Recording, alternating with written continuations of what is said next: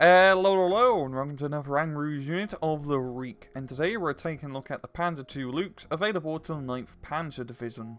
So if you were a European country bordering Germany from year 1939 to 1941, and you got invaded by said country, the most likely tank adversary that you're going to face is the Panzer II. It was a tank developed in 1936 to be the main light tank for the German armed forces.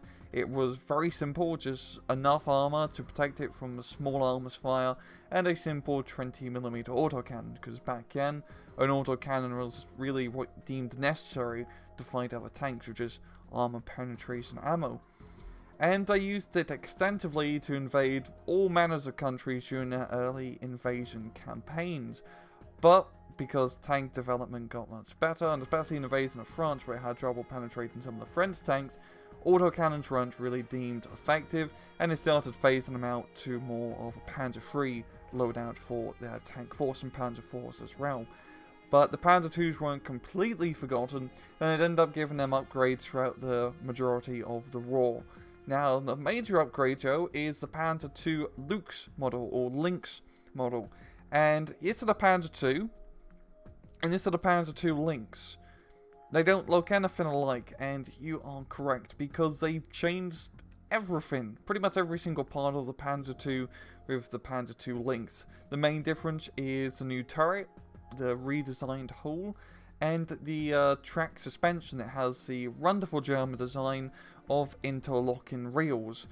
It also had a bigger engine, and as well, it was now a 4-man tank instead of a 3-man tank, so the gunner wasn't the commander, giving him a bit more breathing room. They only actually made roughly 100 of these vehicles, which is not an awful lot. They developed them in 43, and mainly just used as light reconnaissance tanks throughout the rest of the war. In-game, the Panzer II Luchs is a 55-point light tank available to the 9th Panzer Division during A phase, and it has 2 weapons available to it.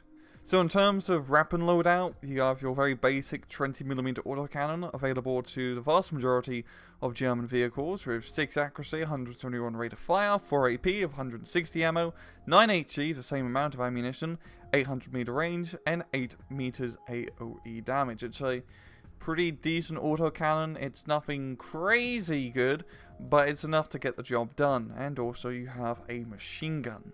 Pop down to miscellaneous stats. You've got 5 frontal armor, 3 at side and 2 at back, and it is an enclosed vehicle. Bad stealth, a speed of 40 kilometers off-road and 80 kilometers on the road, and very low optics capability. In battle, the Panzer II Luchs is a rather interesting light tank, and it really is a rather light tank. Compared to the other Panzer II that you saw in the Trove SS Panzer Division, you have double the ammo, double the speed, and a bit of extra frontal armor to boot, so you're a much better fighting vehicle. But when fighting against your main enemy during A phase, and that being Stuarts, you're not going to have a good time. They outrange you, and they have a good amount of armor to boot, so frontal engagements are a no-go, but against light vehicles and infantry, you are absolutely thrashing. So what can the Panzer II do then when you encounter tanks? Well, you don't want to be using this as a frontline engagement vehicle. Instead, you want to be bringing this around the flanks, penetrating behind enemy lines, and doing fast maneuver warfare, hit and run tactics. Because you have the speed, you can outrun the vast majority of allied tanks during A phase, and heck, even the majority of the vehicles, except for maybe the M18 Hellcat. So maneuver it around, keep it between the tree lines, keep it moving, try to get flanking shots on Shermans, Cromwells and Stuarts, and you're going to have a good time. And just use this to cause confusion behind enemy lines. That's really how you want to be using your Panzer IIs, and heck, even Panzer Runs as well. So overall, the main gist is don't use it as a frontal engagement vehicle. Move it fast, move it hard, get it in there, the whole fist, pull it back out again, and just keep slamming it in, slamming it out, and try not to stay for too long. And I'm going to leave it off at that. This has been another Rouge of the Reek. I hope you guys enjoyed the video. And as usual, please just take it easy.